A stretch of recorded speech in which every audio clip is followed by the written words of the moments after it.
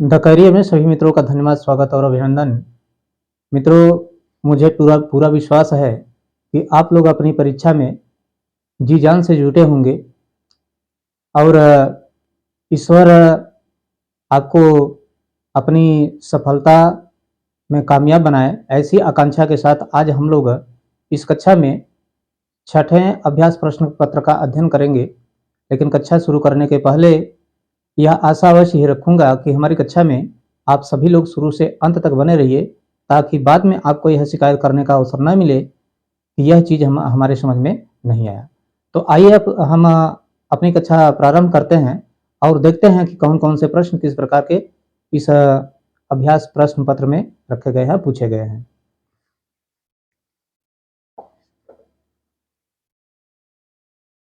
पहला प्रश्न,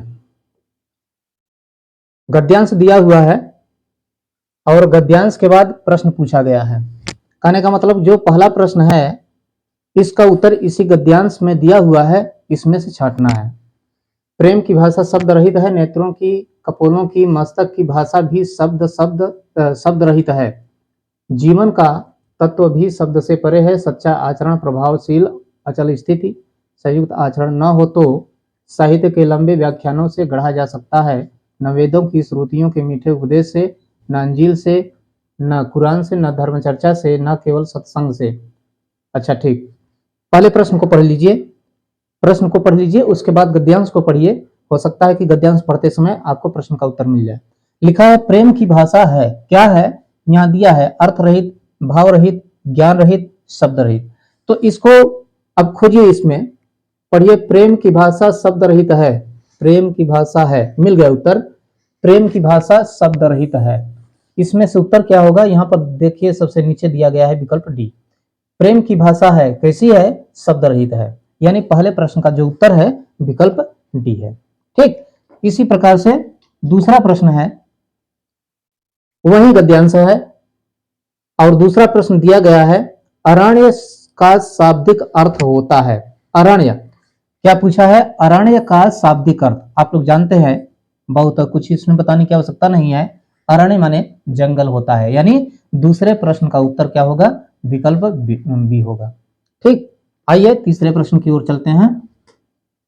तीसरा प्रश्न भी उसी प्रकार से दिया है, गद्यांश में से ही छांटना है। यत्न से आशा है, यत्न का मतलब प्रयास होता है, प्रयास यहाँ पर दिया गया भी है, यानी तीसरे प्रश्न का उत्तर विकल्प सी होगा।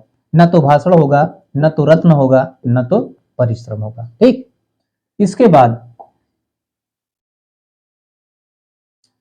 प्रश्न संख्या 4 है, आसक्त का विलोम है। विलोम क्या है? यहाँ विकल्प दिया गया है, विरक्त, अनुरक्त, संसक्ति और विभक्त। इसमें से क्या होगा इसका सही उत्तर, यानी आसक्त का विलोम क्या होगा? देखिए, यहां पर लिखा गया है आसक्त, आसक्त लिखा गया है। इसमें यदि हम अन उपसर्ग जोड़ दें, अन उपसर्ग जोड़ दें तो क्या हो जाएगा?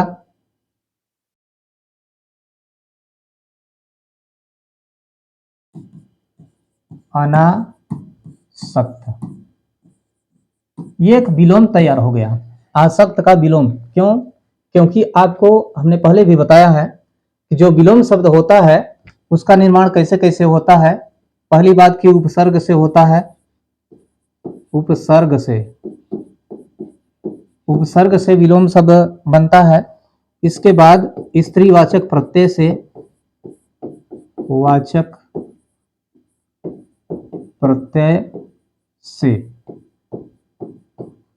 स्त्रीवाचक प्रत्यय से बनता है। इसके बाद जो होता है, कुछ शब्द ऐसे होते हैं जो कि एक से अधिक विलोम रखने वाले होते हैं, उनको कहा जाता है एकाधिक, एकाधिक विलोम, विलोम वाले शब्द। ठीक, एकाधिक विलोम वाले शब्द। और कुछ ऐसे भी शब्द होते हैं जो वास्तविक अर्थ को रखते हैं, यानी वास्तविक, वास्तविक विलोम वाले शब्द। तो इतने प्रकार से विलोम शब्दों की रचना की जाती है, जैसे कि यहीं पर अभी हमने आसक्त का विलोम बनाया है, रचना किया है। आसक्त में हमने क्या जोड़ा? अन उपसर्ग को जोड़ा। यह उपसर्ग से हो गया। स्त्रीवाचक प्रत्यय से भी बनाया जाता है और एकाधिक विलोम वाले शब्द होते हैं। कहने का मतलब कि शब्द एक ही होता है, लेकिन उसके जो विलोम होते हैं एक से अधिक होते हैं। 2 भी हो सकते हैं, 3 भी हो सकते हैं, 4 भी हो सकते हैं। जैसे यही आसक्त जो दिया गया है वह इसी श्रेणी में आएगा। किस श्रेणी में आएगा? इस श्रेणी में आएगा। क्यों आएगा? क्योंकि आसक्त का एक विलोम अनासक्त होता है और दूसरा विलोम होता है, ये पहला विलोम हो गया, और दूसरा विलोम क्या होता है? विरक्त। ठीक, विरक्त।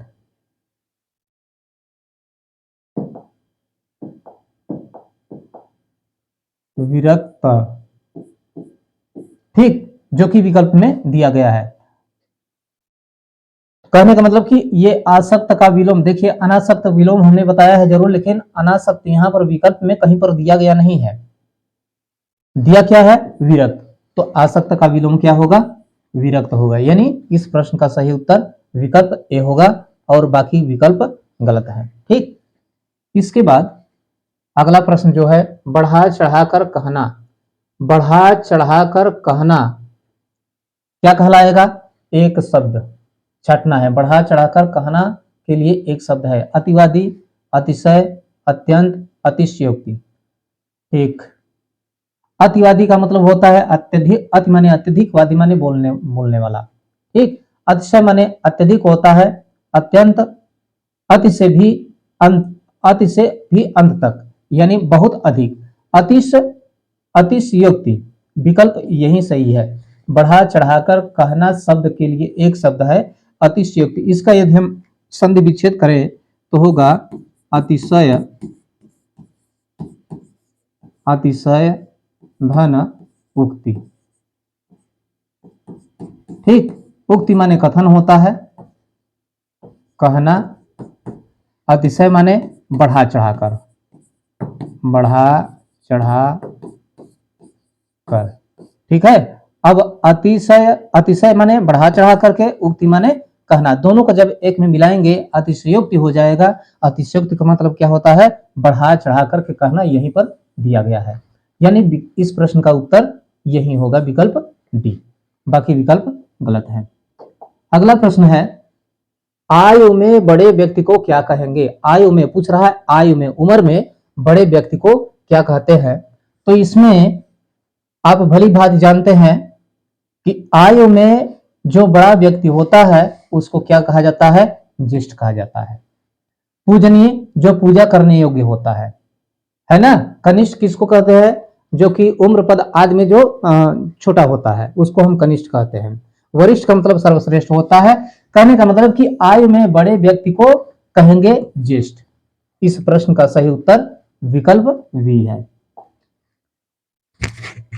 इसके बाद अगला प्रश्न है, उपानय शब्द किसका पर्यायवाची है? उपानय, यहां पर ये थोड़ा सा मिस्टेक हो गया है, उपानय नहीं होगा, उपानह होगा, उपानह। ठीक, यह उपानह होगा। ठीक, तो उपानह, उपानह माने क्या होता है? उपानह माने होता है पनही, खड़ाऊ,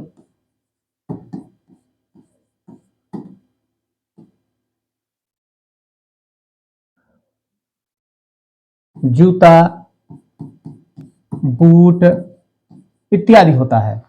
उपानह, उपानह का अर्थ होता है पनही, खड़ाऊ, जूता या बूट। कहने का मतलब कि ये उपानह के सब क्या है? पर्यायवाची शब्द है।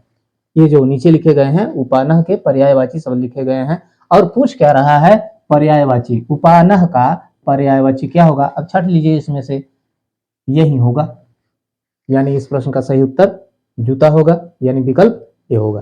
ठीक, इसके बाद अगला प्रश्न है,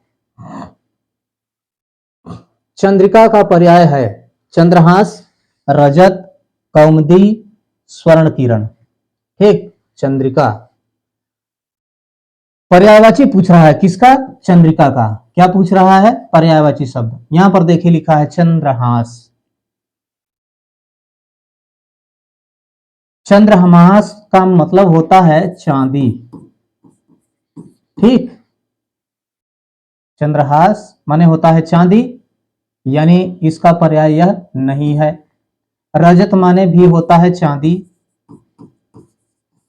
यानी यह भी नहीं है। कौमुदी, कौमुदी माने होता है चांदनी,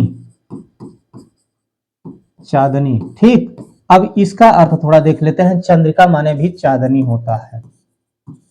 ठीक, कहने का मतलब चंद्रिका का पर्यायवाची शब्द यही होगा। ठीक ना, कौन सा? विकल्प सी। और स्वर्ण किरण, किरण स्वर्ण किरण का अर्थ होता है सुनहली किरण। ठीक, चंद्रहास चांदी, रजत माने भी चांदी, ये दोनों गलत हो गए, इसके पर्यायवाची नहीं है। कौमुदी माने चांदनी होता है, चंद्रिका माने भी चांदनी होता है, यानी चंद्रिका का पर्यायवाची कौन है? कौमुदी है।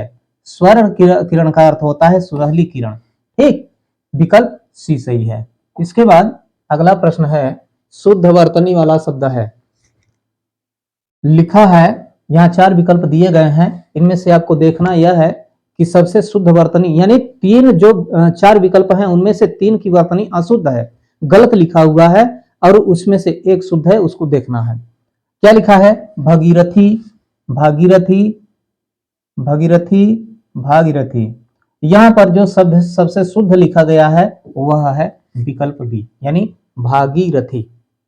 ठीक है, भगीरथी, भागीरथी, भागीरथी, ये सब गलत हैं, विकल्प बी सही है। शुद्ध वर्तनी वाला शब्द यही है। ठीक, इसके बाद अपने खिचड़ी अलग पकाना का अर्थ। अपने खिचड़ी अलग पकाना मुहावरा दिया गया है, और इस मुहावरे का अर्थ क्या होगा, इन विकल्पों में से छांटना है।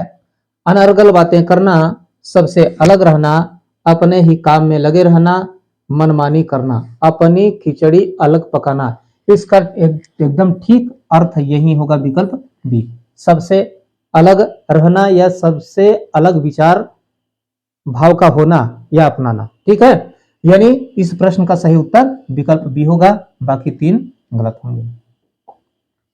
इसके बाद है जमीन पर पैर न पड़ना। इस मुहावरे का अर्थ बताइए। जमीन पर पैर न पड़ना, इसका होगा पहला कल्पनाशील, थक जाना, नाजुक होना, अभिमानी। ठीक, इसका सबसे सही उत्तर होगा विकल्प डी, जमीन पर पैर न पड़ना, इसका अर्थ होगा अभिमानी होना। ठीक, यानी पहले दूसरे और तीसरे विकल्प गलत हैं, और चौथा वाला जो डी वाला है वह सही उत्तर है। इसके बाद उसके बात करने का तरीका मुझे अत्यंत, खाली स्थान दिया गया है यहां पर। इन विकल्पों में से छाड़ करके उस रिक्त स्थान की पूर्ति करना है। क्या भरा जाएगा? दिए गए विकल्पों में से सही का चयन करके रिक्त स्थान की पूर्ति करें। ठीक, उसके बाद करने का तरीका मुझे अत्यंत क्या करता है? प्रभावित करता है, अनुशासित करता है, संतुलित करता है, प्रचारित करता है। तो यहां पर भरा जाएगा ये वाला शब्द। ठीक है ना, अत्यंत प्रभावित करना है। उसके बाद करने का तरीका मुझे अत्यंत प्रभावित करना, करना नहीं भाई, यहां करता होगा। ठीक, करता, प्रभावित भरा जाएगा, यानी विकल्प ए सही है। ठीक, और देखिए नीचे दिया गया है अनुशासित, संतुलित, प्रचारित। आप अनुशासित तभी होंगे या संतुलित तभी होंगे जब आपके ऊपर किसी के बात का प्रभाव पड़ेगा, तभी ये दोनों संभव है। तो कहने का मतलब कि इस प्रश्न का उत्तर विकल्प ए सही है।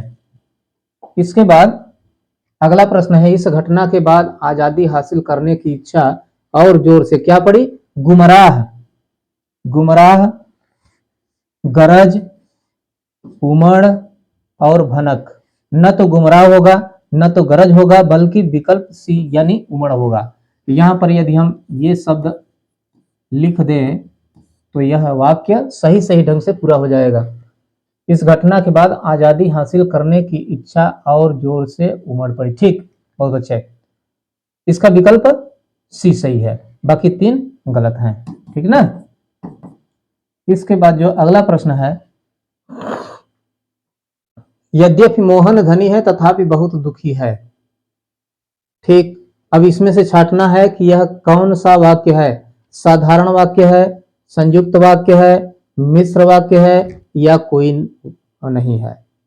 ठीक, मोहन यद्यपि मोहन धनी है तथापि, यहां बीच में तथापि लिखा गया है।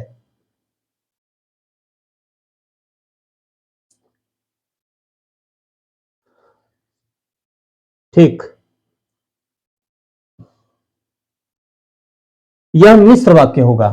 ठीक, ध्यान दीजिए एक बात को, रचना के आधार पर, किसके आधार पर, रचना के आधार पर वाक्य तीन प्रकार के होते हैं। वाक्य तीन प्रकार के कौन कौन से, पहला होता है सरल वाक्य, दूसरा होता है संयुक्त और तीसरा होता है मिश्र वाक्य। मिश्र वाक्य। ठीक, अब आप पूछेंगे कि सरल वाक्य किसको कहते हैं, तो मैं बता दूं कि जिसमें केवल एक कर्ता हो और एक क्रिया हो। क्या हो, एक कर्ता, एक कर्ता प्लस एक क्रिया। जहां पर केवल एक कर्ता हो और एक क्रिया हो, जिस वाक्य में, वह हमेशा सरल वाक्य होता है। जैसे उदाहरण के लिए, मोहन जाता है। ठीक है ना, यहां कर्ता एक है, क्रिया एक है। ठीक, यह सरल वाक्य हो गया। इसके बाद संयुक्त वाक्य। संयुक्त मतलब जो वाक्य दूसरे वाक्य को जोड़कर बनाया गया हो। कहने का मतलब कि इसमें कम से कम दो साधारण वाक्य या सरल वाक्य होते हैं।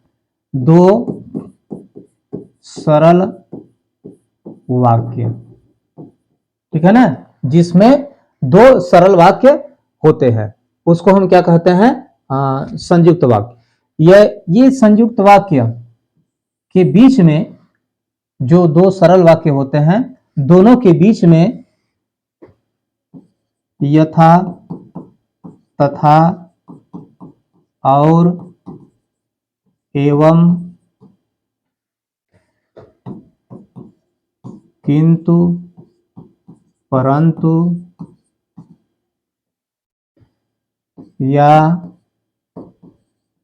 अथवा इसलिए, ये समुच्चय बोधक अव्यय लगे रहते हैं। कहने का मतलब यह जो पहचान है, यह दोनों सरल वाक्यों को एक दूसरे से संयुक्त करता है। यानी एक सरल वाक्य जैसे यहां पर हो गया, अब यहीं पर जोड़ दीजिए तथा सोहन बैठा है। ठीक है ना, अभी देखिए हमने इतना जो बताया, मोहन जाता है, यह साधारण वाक्य हो गया। लेकिन संयुक्त वाक्य में हमने क्या कहा, जहां पर कम से कम दो सरल वाक्य हों और दोनों इन समुच्चय बोधक अव्ययों के माध्यम से एक दूसरे के साथ जुड़े हुए हों। तो यहां पर देखिए बीच में ये दिखाया गया है, यहां लिखा गया है, इसके माध्यम से ये पहला वाक्य हो गया और यह क्या हो गया, दूसरा वाक्य हो गया। दोनों वाक्य एक दूसरे से इस शब्द या इस समुच्चय बोधक अव्यय के माध्यम से एक दूसरे से जुड़े हुए हैं। तो इस वाक्य को हम क्या कहेंगे, संयुक्त वाक्य। ठीक है, इसके बाद क्या बचा, मिश्र वाक्य। ठीक है, मिश्र वाक्य क्या होता है, जिसमें एक मुख्य क्रिया होती है, मुख्य वाक्य होता है, क्रिया नहीं वाक्य, मुख्य वाक्य होता है और एक आश्रित उपवाक्य होता है। ठीक है, एक मुख्य वाक्य होता है और एक आश्रित उपवाक्य होता है। कहने का मतलब कि यह भी बिल्कुल ठीक इसी तरह होता है, किसके तरह, संयुक्त वाक्य की तरह होता है। लेकिन अंतर क्या है कि इसमें जो संयुक्त वाक्य होता है, इसमें दोनों वाक्य एक दूसरे से साधारणतः जुड़े होते हैं, लेकिन जो मिश्र वाक्य होता है, इसमें एक वाक्य दूसरे वाक्य के ऊपर आधारित होता है, आश्रित होता है, उसे हम कहते हैं मिश्र वाक्य। इसका पहचान है मिश्र वाक्य का कि जो क्योंकि क्योंकि यद्यपि क्योंकि यद्यपि यदि जब तक इत्यादि। ठीक है, इन समुच्चयबोधक अवयवों के माध्यम से इन दोनों वाक्यों को प्रदर्शित किया जाता है। जैसे हमने कहा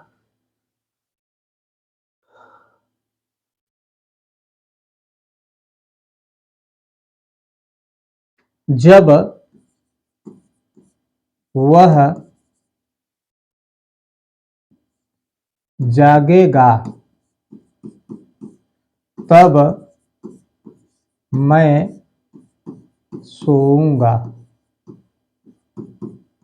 ठीक है, यह देखिए, जब वह जागेगा, यह प्रथम साधारण वाक्य हो गया और यह दूसरा साधारण वाक्य हो गया। ठीक है ना, लेकिन इसको पढ़ने से क्या लगता है, यही प्रतीत होता है कि जब वह जो यहां पर लिखा गया है, वह जागेगा तब मैं सोऊंगा, यानी जब तक वह जागेगा नहीं, यानी जब तक सोता रहेगा मैं तब तक जागता रहूंगा। मेरे सोने का आधार क्या है, यहां पर लिखा गया है मैं सोऊंगा, मेरे सोने का आधार क्या है, उसका जागना। ठीक है, मेरे सोने का आधार क्या है, उसका जागना।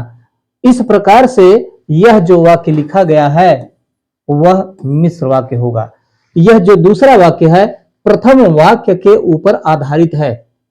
ठीक है ना, तो ये जो प्रथम वाक्य लिखा गया है यह मुख्य वाक्य कहलाएगा, यह जो दूसरा वाक्य लिखा है यह आश्रित उपवाक्य कहलाएगा। अब देखिए यहां पर पढ़िए, यद्यपि मोहन धनी है तथापि बहुत दुखी है। यह ठीक है, यही चीज है। ठीक है ना, यद्यपि मोहन ये प्रथम वाक्य हो गया, बहुत दुखी है द्वितीय वाक्य हो गया, इसी के ऊपर यह दूसरा वाक्य आधारित है, आश्रित है, और इस समुच्चय बोधक अव्यय के माध्यम से इसकी आधारशिला यह प्रदर्शित हो रही है। ठीक है ना, कहने का मतलब कि इस प्रश्न का सही जो विकल्प है यह विकल्प सी है।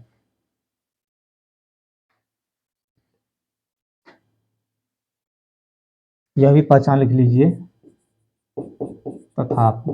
ठीक, इसके बाद अगला प्रश्न, निम्न में से किस विकल्प में त्रुटि नहीं है। उस कागज पर मैंने हस्ताक्षर कर दिए, उस कागज पर मैंने हस्ताक्षर कर दिया, मैंने उस कागज में हस्ताक्षर कर दिए, मैंने हस्ताक्षर कर दिया उस कागज पर। पहली बात तो यह गलत हो गया, मैंने हस्ताक्षर कर दिया उस कागज पर। यह वाक्य इसमें जो शब्दों का प्रयोग किया गया है वह सही ढंग से नहीं किया गया है, व्याकरणिक दृष्टि से यह अनुचित है। मैंने उस कागज में का मतलब होता है अंदर प्रविष्ट करना, तो हस्ताक्षर या दस्तखत जहां भी होता है कागज के ऊपर ही होता है, न कि अंदर होता है। ठीक है, यह भी गलत हो गया। उस कागज पर मैंने हस्ताक्षर कर दिया, एक वचन में लिखा गया है, यह भी गलत है, और हस्ताक्षर कर दिए यह विकल्प सही है। ध्यान दीजिए यहां पर क्या लिखा गया है, हस्ताक्षर। ठीक है ना, कुछ शब्द ऐसे होते हैं जिनका प्रयोग केवल बहुवचन में होता ही है, जैसे कि प्राण हो गया, दर्शन, प्राण दर्शन, हस्ताक्षर, प्राण दर्शन हस्ताक्षर, समाचार इत्यादि। ये सब हमेशा क्या होते हैं, बहुवचन में प्रयुक्त किए जाते हैं, बहुवचन। ठीक, जब यह बहुवचन में प्रयुक्त किया गया है, लिखा गया है, तो यह भी तो बहुवचन होना चाहिए। यहाँ पर क्या लिखा है, एक वचन। ठीक है ना, तो इस दृष्टि से यह विकल्प गलत है और यह विकल्प सही है। इसके बाद अगला प्रश्न, छात्रावास में कौन सी संधि है। छात्रावास। छात्रावास में कौन सी संधि है? दीर्घ, गुण, वृद्धि, अयादि। ठीक। अब देखिए दीर्घ संधि का पहचान पहले आपको पता होगा। दीर्घ संधि का पहचान है आ बड़ी और बड़ा ऊ। ठीक है ना, ये दीर्घ संधि का पहचान है। अब यह पहचान यदि आपको मालूम है तो आप इसको पढ़िए और खुद ही देख लीजिए कि इसमें कौन सी संधि है। तो आपको मिलेगा, यहां पर देखिए बीच में आ का मात्रा लगा हुआ है। ठीक है ना, यहां पर क्या लिखा है? आ। कहने का मतलब कि यह दीर्घ संधि होगा। ठीक है ना, देखिए मैं थोड़ा समझा देना चाहता हूं। दीर्घ संधि का पहचान हमने क्या बताया? आ बड़ी और बड़ा ऊ। ठीक है ना। अब देखिए आ छोटी बड़ी छोटा ऊ और बड़ा ऊ, इनका जोड़ा बना लीजिए। ठीक है ना। एक बात को आप हमेशा अपने ध्यान में रखिएगा कि इस संधि को हम सवर्णी संधि कहते हैं। क्या कहते हैं? सवर्णी, सवर्णी या सजाती। इसका मतलब यह होता है कि ये दोनों आपस में जुड़ेंगे। जो जोड़ा हमने बनाया है, ये दोनों आपस में जुड़ेंगे, ये दोनों आपस में जुड़ेंगे, ये दोनों आपस में जुड़ेंगे। ये दोनों जब आपस में जुड़ेंगे तो दोनों मिल करके इसकी रचना करेंगे। क्यों करेंगे? क्योंकि यह जो अ होता है यह छोटा है, आ होता है बड़ा है। यह छोटा वाला बड़े में समाहित हो जाता है, लुप्त हो जाता है और यह शेष बचता है। इसके बाद ये दोनों जब आपस में जुड़ेंगे, ठीक है, ये दोनों जब आपस में जुड़ेंगे तो यह बनाएंगे, इसकी रचना होगी। और इसी प्रकार से ये दोनों जब आपस में जुड़ेंगे तो इसकी रचना होगी। ठीक है। जैसे यहीं पर दिया गया है छात्रावास।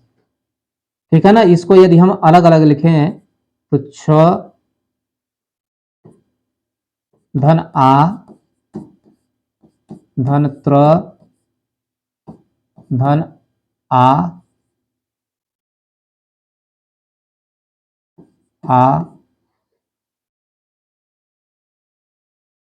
धन व धन आ धन स धन अ।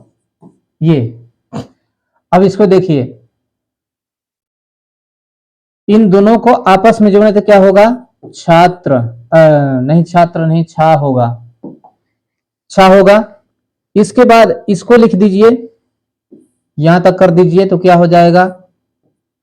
ये हो जाएगा। ठीक है ना।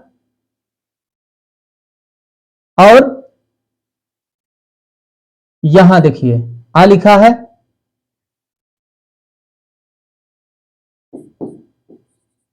आ, व में आ को लगा दीजिए तो क्या होगा? वाह। और इसको इन दोनों को आपस में जोड़ दीजिए, इन दोनों को आपस में जोड़ दीजिए, क्या हो जाएगा? स। ठीक है ना, छात्र धन आवास। ठीक है ना।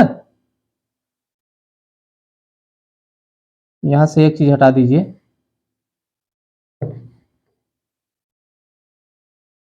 अब इसमें देखिए यहां पर अ है, यहां पर क्या है? आ है। जब दोनों एक दूसरे के साथ मिलेंगे तो क्या बनाएंगे? आ। ठीक है ना, जब आ बनाएंगे तो यहां पर क्या होगा? छा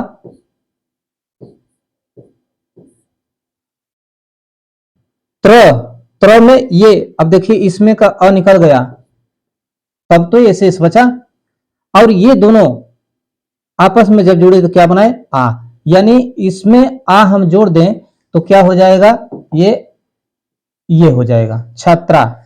इसके बाद यहां तक समाप्त हो गया, बचा क्या? वास, वास, ये हो गया। ठीक है ना। उसी प्रकार से है विद्यालय, देवालय, सचिवालय, सचिव, सचिव धन आलय। ठीक है ना, यहां पर क्या है, अ है, धन आ है, ठीक है ना, ये दोनों आपस में मिलेंगे तो क्या बनाएंगे, आ।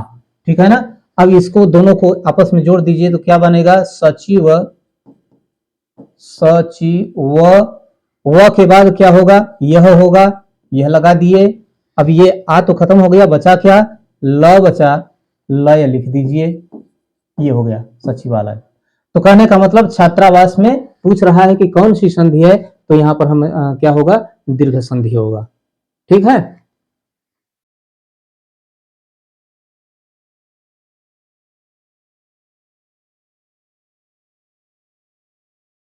गुण संधि नीचे जो दिया गया है, गुण संधि थोड़ा उसको भी देख लीजिए, गुण संधि।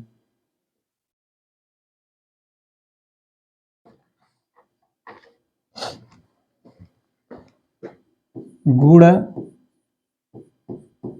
स्वर संधि, गुण संधि का पहचान क्या है, ए ओ अर, ठीक है ना, ए ओ और अर, ये गुण स्वर संधि का पहचान है। ठीक है ना, इसमें होता क्या है, अ आ, छोटी बड़ी,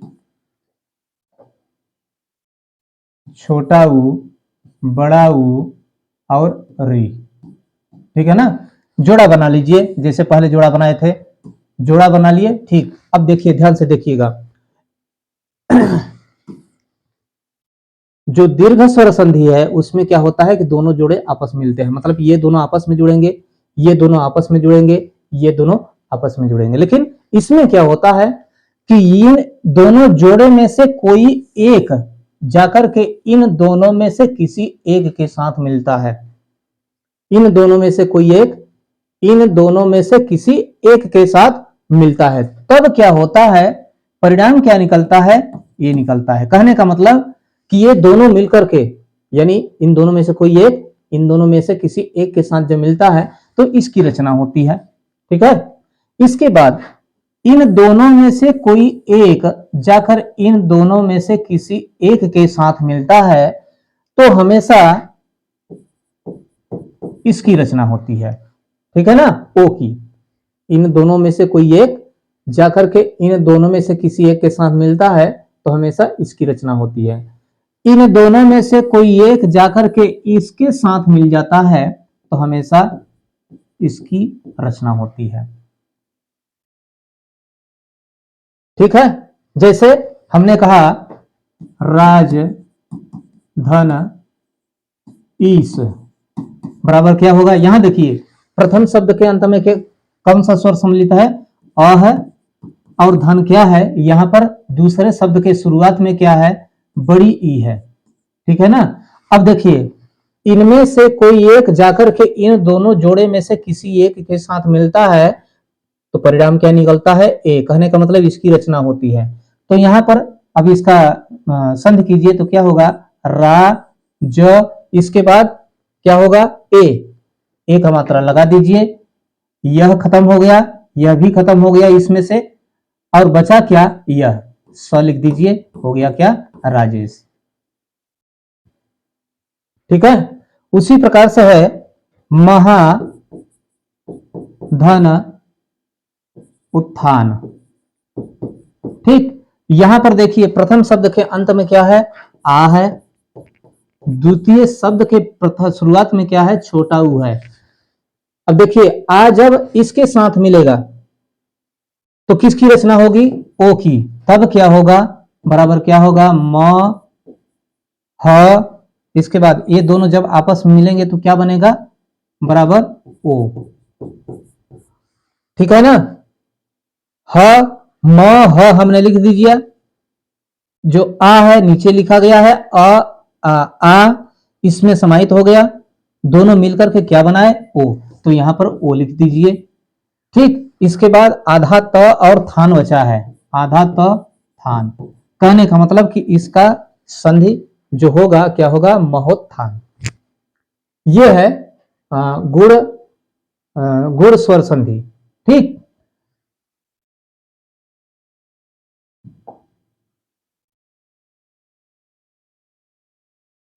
वृद्धि संधि, थोड़ा इसको भी देख लीजिए। वृद्धि संधि,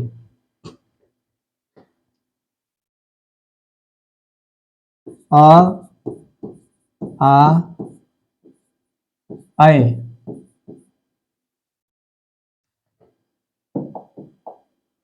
ए आए, ओ आओ।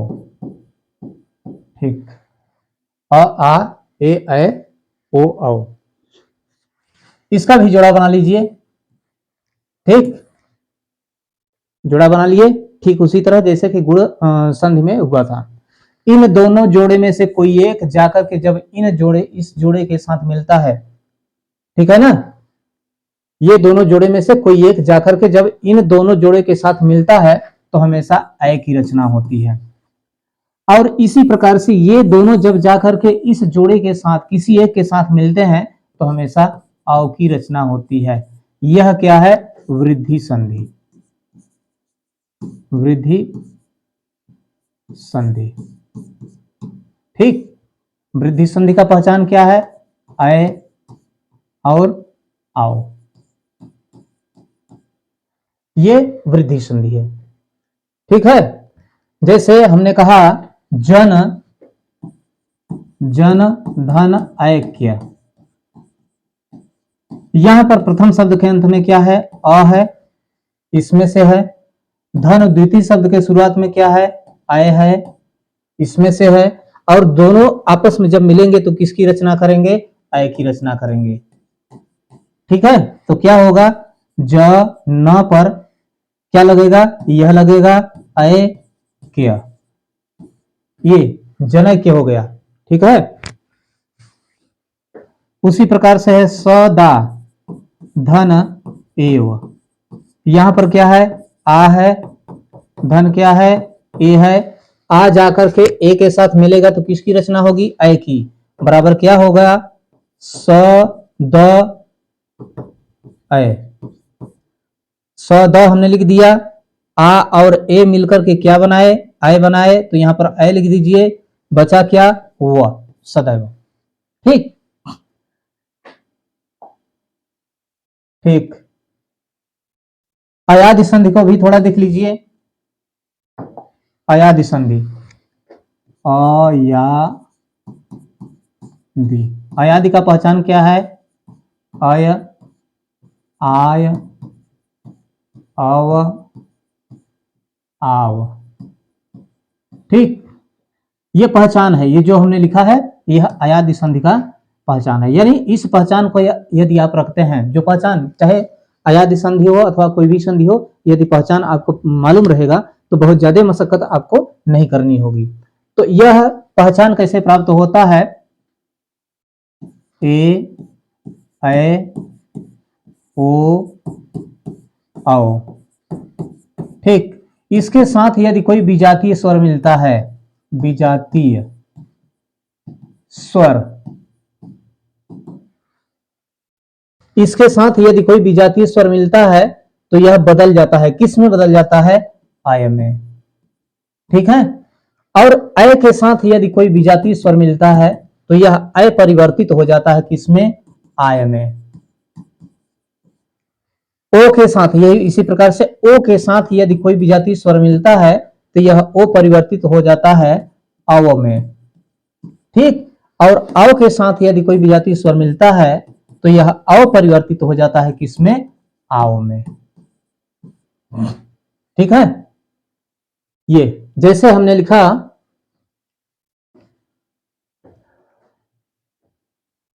पौ धन अन, ध्यान दीजिए प्रथम ये जो पद लिखा गया है इसमें कौन सा स्वर सम्मिलित है? आओ है, यह तो बताने की आवश्यकता नहीं है। अब देखिए यहां पर क्या लिखा है?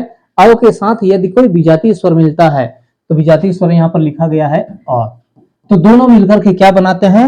आव बनाते हैं। क्या बनाते हैं? आव। अब पौ धन अन का सही संधि क्या होगा? प में से अव निकल गया तो क्या बचा? प। ठीक है ना, इसके बाद ये दोनों मिल गए तो क्या बनाए ये, तो इसको लिख दीजिए आ व। इसके बाद अभी निकल गया है, इसमें से शेष क्या बचा है ना, पावन। कहने का मतलब पौधन अन का सही संधि होगा पावन। ठीक है, यह है अयादि संधि। ठीक,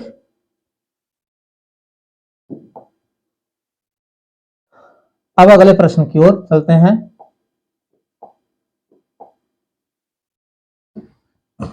पवन का शुद्ध संधि विच्छेद, पवन का शुद्ध संधि विच्छेद लिखा है पोधन अन, पौधन अन, पहधन अवन, पौधन न। पहले हम इसको देख लेते हैं, पोधन अन, ठीक है ना, लिखा है पोधन अन। ठीक, यहां प्रथम पद के शुरुआत में क्या लिखा है, ओ लिखा है। धन, यहां पर क्या लिखा है, इस में शुरुआत में कौन सा स्वर है, अ है। हम जानते हैं कि ओ के साथ अ जब मिलेगा, ओ के साथ जब अ मिलेगा तो ये दोनों मिलकर के यह बनाएंगे, अभी अभी तत्काल हमने बताया है अयादि संधि के अंतर्गत। अभी हमने तत्काल बताया है, इसके पीछे ही ओ के साथ अ मिलेगा तो दोनों मिलकर के क्या बनाएंगे, औ बनाएंगे। अब इसका संधि कीजिए। अब पो लिखा है, पो में से ओ तो निकल गया, शेष क्या बचा, प, ओ तो निकल गया। ठीक, यहां शुरुआत में अ निकल गया और दोनों जब आपस में मिले तो क्या बनाए, औ बनाए। तो प में अ तो पहले से ही सम्मिलित है, शेष क्या बचा व, इसके बाद यहां शेष क्या बचा है न, यानी इसका सही संधि क्या होगा, पवन। ठीक है, यही चीज पूछ रहा है, पवन का शुद्ध संधि विच्छेद क्या है, पोधन अन। ठीक, इसके बाद राजपुत्र में समास है, राजपुत्र, राजपुत्र का अर्थ क्या होगा भाई, राजा का पुत्र। यह प्रथम पद हो गया, यह द्वितीय पद हो गया। दोनों पदों के बीच में एक कारक का चिन्ह हमको दिखाई दे रहा है, यह कारक है संबंध कारक। कौन सा कारक है, संबंध कारक। कहने का मतलब अब पूछ क्या रहा है, समास पूछ रहा है, कौन सा समास है। तो यहां पर न तो द्विगु समास है, न तो द्वंद्व समास है, न तो अव्ययीभाव समास है, बल्कि कौन सा समास है यहाँ पर, तत्पुरुष समास। क्यों तत्पुरुष समास है, क्योंकि तत्पुरुष समास कारकाधारित होता है। जो तत्पुरुष समास होता है वह कारकाधारित होता है, यानी कारक के जो चिन्ह होते हैं उसके ऊपर आधारित होता है। जब जो समासिक पद होता है उसका समास विग्रह करते हैं, उसका अर्थ लिखते हैं, तो इस नियम के अनुसार कारक का जो पहचान हमको दिखाई देता है, यानी समास विग्रह करने पर जो कारक का पहचान प्रयुक्त होता है, उस कारक के पहचान के अनुसार हम यह ज्ञात करते हैं कि तत्पुरुष समास में कौन सा तत्पुरुष समास है ना। तो यहां पर संबंध कारक है, इसलिए यहां पर संबंध तत्पुरुष समास होगा और बाकी विकल्प गलत है। कहने गलत का मतलब कि इसका उत्तर इनमें से कोई नहीं होगा, विकल्प डी सही है। द्विग समास दिया गया है, द्विग समास, द्विग क्या होता है भाई, संख्यावाची होता है, संख्यावाची और समाहार, यह द्विग समास का मूल पहचान है। जिस सामासिक पद का प्रथम पद संख्यावाची हो और दोनों पद मिल करके समाहार बना रहे हो या समूह का निर्माण कर रहे हो, वहां पर क्या होता है, द्विगु समास। ठीक है, जैसे हमने कहा त्रिफला, त्रिफला, त्रि प्रथम पद हो गया और फला क्या हो गया, द्वितीय पद। त्रि माने क्या हो गया, तीन, तीन फला का मतलब फल, यानी तीन फलों का समाहार, तीन फलों का समाहार, यानी यहां पर द्विगु समास है। द्वंद्व समास क्या है, जिसके दोनों पद, जिस सामासिक पद के दोनों पद आपस में बराबर होते हैं, दोनों का महत्वपूर्ण स्थान होता है, समान महत्व होता है, वहां पर द्वंद्व समास होता है और दोनों पद एक चिन्ह के माध्यम से आपस में जुड़े होते हैं। इस चिन्ह का नाम है योजक चिन्ह। योजक चिन्ह, ठीक ना। यहां पर चिन्ह हमने लिखा है, इसको ध्यान से देख लीजिएगा। ठीक, जैसे हमने कहा राजा रानी, राजा रानी, इस चिन्ह का मतलब क्या है, नाम क्या है, योजक चिन्ह। योजक का मतलब क्या होता है, जोड़ने वाला। योजक का मतलब जोड़ने वाला, जो दोनों पदों को आपस में जोड़ता है। तो इसका समास विग्रह क्या होगा, राजा और रानी। और के स्थान पर हम तथा भी लिख सकते हैं, एवं भी लिख सकते हैं, या भी लिख सकते हैं, अथवा भी लिख सकते हैं। इस योजक चिन्ह का जो अर्थ होता है उसको मैं बता रहा हूं, ठीक है ना। इसी प्रकार से धन दौलत, अमीर गरीब, है ना, आकाश पाताल, नर नारी, बहुत सारे उदाहरण हैं। इसके बाद बचा क्या है, अव्ययी भाव समास। अव्ययी भाव, अव्ययी भाव ऐसा सामासिक पद जो अव्यय का भाव देता है। कहने का मतलब कि जिस सामासिक पद का प्रथम पद क्या होता है, अव्यय होता है। आप पूछेंगे कि अव्यय क्या होता है भैया, कि चिड़िया का नाम है, तो मैं बता दूं अव्यय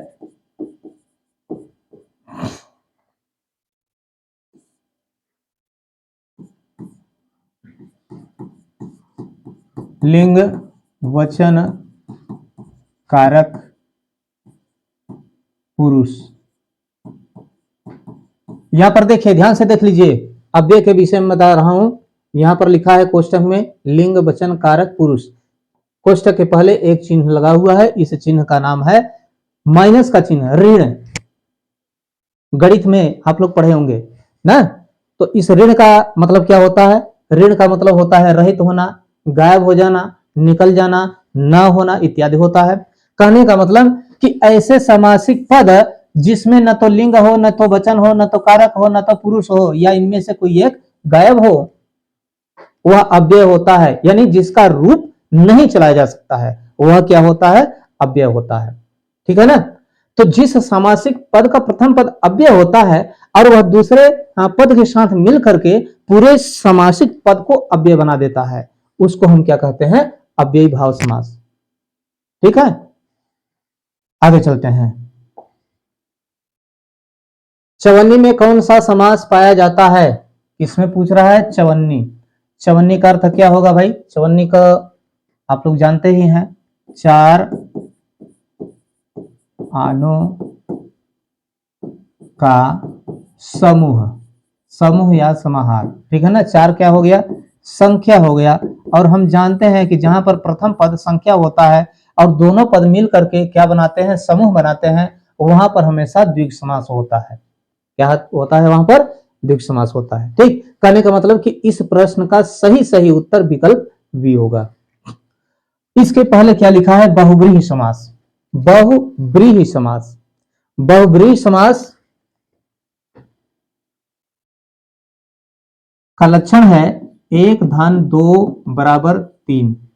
यदि यह बात नहीं समझ में आ रही है तो सिर्फ इतना ही ध्यान रखिए। अन्य बहुब्रीहि समास का जो लक्षण है सामने लिखा गया है, एक धन दो बराबर तीन, ये आप जानते हैं, गणित पढ़े होंगे, हमको बताने की आवश्यकता नहीं है। यदि यह बात न समझ में आए तो यह बात आपको ध्यान में रखना है। इसका मतलब देखिए, यहां पर एक धन दो बराबर तीन जो लिखा है, इसका मतलब मैं बता दे रहा हूं अपनी भाषा में।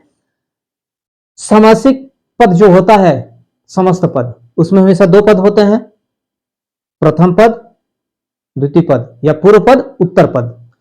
ये पूर्व पद है, ये उत्तर पद है, ये प्रथम पद है, ये द्वितीय पद है। बात समझ में आ गई। ये दोनों पद जब आपस में जुड़ते हैं, मिलते हैं, तो न तो पहले पद का महत्व रहता है, न तो दूसरे पद का महत्व रहता है, बल्कि दोनों आपस में मिल करके एक तीसरे पद की ओर संकेत कर देते हैं। वही है बहुब्रीहि समास। यही चीज यहां पर लिखा गया है और यही चीज यहां भी लिखा गया है, ठीक है ना। जैसे हमने कहा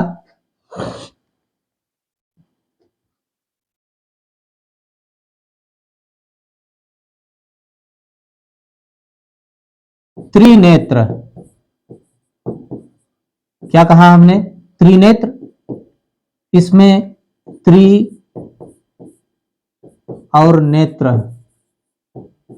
यहां पर मैं संधि विच्छेद नहीं कर रहा हूं, केवल समझाने के लिए लिख रहा हूं।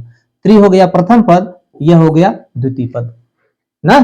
त्रि माने तीन, ध्यान दीजिएगा, त्रि माने तीन, संख्या हो गया, तो इस आधार पर द्विगु समास होना चाहिए क्योंकि प्रथम पद संख्या है, ठीक है ना। लेकिन अभी हमने जस्ट बताया है कि जहां पर प्रथम पद द्वितीय पद के साथ मिल करके किसी तीसरे पद की ओर संकेत कर देता है, तो वहां पर क्या होता है, बहुब्रीहि समास होता है। त्रि माने क्या होता है, तीन, नेत्र, तो इसका अब समास विग्रह क्या होगा, तीन है नेत्र जिनके, अर्थात कौन, ये। अब यहां पर देख लीजिए, हमने जो बात बताया है, ये 1 धन 2 बराबर 3, यहां पर आया है कि नहीं। प्रथम पद द्वितीय पद दोनों पद मिल करके किसी तीसरे पद की ओर संकेत कर दिए हैं कि नहीं, यहां पर तीसरा पद आ गया कि नहीं, है ना, तीसरे की ओर। या इसको ही देख लीजिए, पहले और दूसरे पद मिल करके अन्य की ओर इशारा कर दिए, ना तो यहां पर पहला पद दिखाई दे रहा है, ना तो दूसरा पद दिखाई दे रहा है, बल्कि दोनों के स्थान पर एक अन्य पद दिखाई दे रहा है। तो इस प्रकार से यहां पर क्या हुआ, बहुब्रीहि समास, ठीक है। द्वंद्व समास को अभी हमने बताया है, तत्पुरुष समास को भी अभी हमने बता दिया है। आइए चलते हैं आगे। दुल्हन अंगिया काहे न धोआई, इस पंक्ति में कौन सा अलंकार है। वक्रोक्ति श्लेष रूपक अतिशयोक्ति दृष्टांत, दुल्हन अंगिया काहे न धोआई, इसमें रूपक अतिशयोक्ति अलंकार है। अलंकार पूछ रहा है, हाँ ठीक, इसमें रूपक अतिशयोक्ति अलंकार है। रूपक अतिशयोक्ति अलंकार कहां होता है, जहां पर उपमान के वर्णन से, जहां पर केवल उपमान के वर्णन से उपमेय का बोध कराया जाता है, वहां पर क्या होता है, रूपक अतिशयोक्ति अलंकार होता है, ठीक है। तो इस यह जो उदाहरण दिया गया है यहां पर, इसका विकल्प सी सही होगा, बाकी 3 विकल्प गलत होंगे, ऐसे नहीं है, ठीक है। तो ये रहा हमारा आज का प्लान, आज की कक्षा। और इसी प्रकार से आपकी पूर्ण तैयारी करवाने के लिए जो हम लोग कटिबद्ध हैं, बारी बारी से विभिन्न प्रकार के सेट को लेकर आते रहेंगे। आप अपनी तैयारी के लिए, पूर्ण तैयारी के लिए हमारे चैनल पर विधिवत ढंग से शुरू से लेकर अंत तक बने रहिए, ताकि आपकी तैयारी विधिवत ढंग से पूर्ण रूप से हो सके, आपको अपना लक्ष्य प्राप्त हो सके। इसी के साथ धन्यवाद।